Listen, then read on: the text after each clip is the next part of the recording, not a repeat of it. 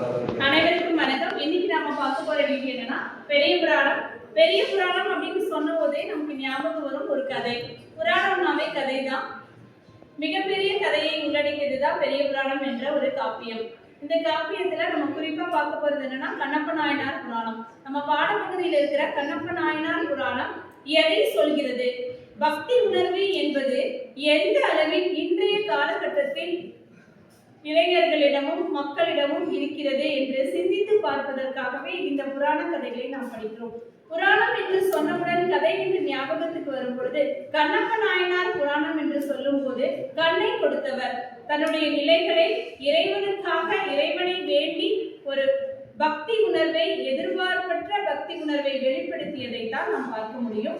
அந்த வகையில் இந்த கதை, இந்த கண்ணப்ப நாயனார் புராணம் எதை சொல்கிறது என்பது உங்கள் சிந்தனை வெளிப்பாடுகளை தெரிவிப்பதற்காகவே இந்த கதையை நாம் படிக்கிறோம்.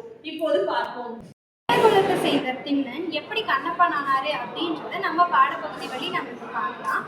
திண்ணன் வந்துட்டு டெய்லியும் வேட்டையாட தன் குலத்தொழிலான வேட்டையை தொழில வேட்டையாடிட்டு வீடு திரும்பும் போது அங்க காட்டு வழியில ஒரு சிவலிங்கம் இருக்கிறத வந்துட்டு வேடன் பார்க்கிறான்.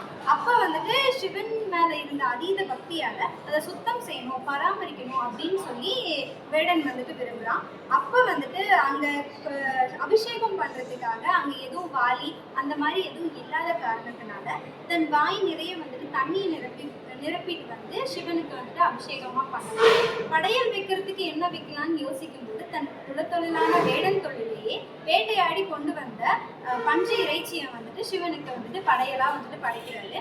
அப்போ வந்துட்டு அந்த வழியா வந்த சிவகோசரியார் அப்படின்ற வந்துட்டு நம்ம ஒரு சிவனுக்கு பூஜை செய்யற ஒரு ஐயர் வந்துட்டு அதை பார்த்து அதை தாங்க முடியாம கூச்சலிடுறாரு. அப்ப சிவனே கண் முன்னாடி தோன்றி இந்த மாதிரி எனக்கு ஒரு பக்தன் வந்துட்டு என் மேல அதீத பக்தி வச்சிருக்கான், அதை வந்துட்டு அவன் எவ்வளோ என் மேல பாசம் வச்சிருக்கான், பக்தி வச்சிருக்கான்றதை நான் அவனுக்கு காட்டுறேன் அப்படின்னு சொல்லி நீ மறைஞ்சிருந்து பாரு, நான் இப்ப என்ன பண்றேன்னு சொல்லி அப்படின்னு சொல்லி சிவன் வந்துட்டு சிவகோசரியார மறைஞ்சிருந்து என்ன பண்றேன்னு பாருன்னு சொல்லி சொல்லிட்டாரு. அவரும் மறைஞ்சிருக்காரு. அப்ப வந்துட்டு எப்பவும் போல சிவனுக்கு வந்துட்டு அபிஷேகம் செஞ்சு பராமரிக்க வந்த வேடன் வந்து சிவனை பார்த்த உடனே சிவன் கண்ணுல இருந்து ரத்தம் வடிகிறத வந்துட்டு அவன் பார்க்கிறான். அதை பார்த்த உடனே அவனால வந்துட்டு தாங்க முடியாம தன்னோட கண்ணை வந்துட்டு பறிச்சு சிவனோட ஒரு கண்ணுக்கு வைக்கிறான். இன்னொரு கண்ணும் ரெண்டு கண்ணும் எடுத்துட்டா கண்ணு தெரியாதுன்ற காரணத்தினால சிவன் மேல தன் காலை வச்சு இன்னொரு கண்ணை வந்துட்டு தன் கையில இருக்க ஈட்டியால இன்னொரு கண்ணை எடுத்து அதுல வந்துட்டு வச்சு பதிக்கிறான். திரும்ப வந்துட்டு சிவன் கண் முன்னாடி தோன்றி என் மேல நீ இவ்வளவு பக்தி வச்சு நீ உன்னோட கண்ணையே எனக்கு கொடுத்ததுனால இன்றில இருந்து நீ கண்ணப்பன் ஆகுற அப்படின்னு சொல்லி சிவன் வந்துட்டு திண்ணனுக்கு கண்ணப்பர் என்ற பட்டத்தை வந்துட்டு கொடுக்குறாரு. இது வந்துட்டு சிவனோட திருவிளையாடல்கள்ல ஒரு விளையாட்டு அப்படின்னு சொல்லியும் நம்ம பாடப்பகுதியில பதிவு பண்ணியிருக்காங்க. நன்றி. இந்த கதையிலேருந்து நம்ம என்ன தெரிஞ்சுக்கிட்டோம்னா, எப்படி பக்தி ஒரு மனிதனையே வந்து மாற்ற முடியும்னா பக்தி தெரிஞ்சுக்கிட்டோம்.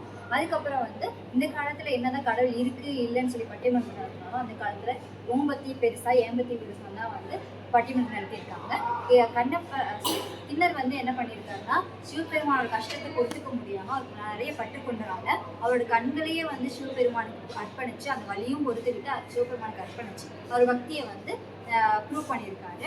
அதுக்கப்புறம் வந்து சிவபெருமான் வந்து அவரோட பக்தியில் வந்து மனமிறங்கி வந்து கண்களை திருப்பி கொடுத்து கண்ணப்பர் என்ற பேரையும் கொடுத்துட்டாரு. இந்த கதையில நம்ம என்ன தெரிஞ்சுக்கிட்டோம்னா, சிவபெருமானுக்கு என்னதான் வந்து சிவபெருமான் பக்தி கொண்டிருந்தாலும் அவருக்கு கண்களை கொடுத்து ஒரு உயிரை காப்பாத்துறது அப்படிங்கிறத வந்து அந்த காலத்துல மட்டும் இல்லை, இந்த காலத்துலயும் வந்து பெருசுதான். அது ஏன்னா இந்த காலத்துல வந்து ஒரு மனிதன் வந்து அவங்க இறந்ததுக்கு அப்புறம் அவங்க கண்களை கொடுத்து ஒரு உயிரை வந்து காப்பாத்திட்டு இருக்காங்க. இதனால வந்து ஏற்றத்தாழ்வுகளும் இல்லை அப்படின்னு சொல்லி இந்த கதையில இருந்து தெரிஞ்சுக்கிறோம். தேங்க்யூ. இதுவரை நம்ம பார்த்ததுல இருந்து பெரிய புராணம், அதாவது கண்ணப்ப நாயனார் புராணம் எதை சொல்கிறது என்றால், ஒரு சாதாரண வேடர் குலத்தை சேர்ந்த ஒரு மனிதன் அவனுடைய பக்தி உணர்வின் காரணமாக இறைவனை பார்த்தான், இறைவனுடைய தரிசனம் கிடைத்தது என்பதை தாண்டி அவனுள் ஏற்பட்ட ஒரு உள் உணர்வு தான் பக்தி. அந்த பக்தியை வெளிப்படுத்தக்கூடிய ஒவ்வொரு நிலைகளையும் நாம் பார்க்க முடிகிறது. இறைவனை அடைய வேண்டும் என்றால் எந்தவித எதிர்பார்ப்பும் இல்லாமல் இதை செய்தால் இதை செய்வார், இதை செய்தால் இது வேண்டும் என்று கேட்கின்ற வரத்தை தாண்டி எதுவும் இல்லாத ஒரு உணர்வோடு இறைவனை வழிபடும் போது நம் நாமும் இறைவனை சென்றடைவோம். இறைவன் நம்மை ஆட்கொள்ள பக்தி உணர்வானது பக்தி நெறிப்படியாக வாழ்க்கை செம்மையாக அமையும் என்ற நிலைகளை நாம் அறிய முடிகிறது. இன்றைய இளைஞர்களுக்கு இது தேவையான ஒரு பக்தி நெறியாக அமைகிறது. இந்த இளையான்குடி மாறநாயனார் புராணம் போல பல புராணங்களை உள்ளடக்கிய பெரிய புராணம் இந்த கண்ணப்ப நாயனார் புராணத்தையும் சேர்த்து பார்க்கும் பொழுது நம்முடைய வாழ்வியல் நெறிப்படுத்துவதற்கு பக்தி உணர்வு ஒரு முக்கிய காரணமாக அமைகிறது என்பதை அறிந்து கொண்டோம். நன்றி, வணக்கம்.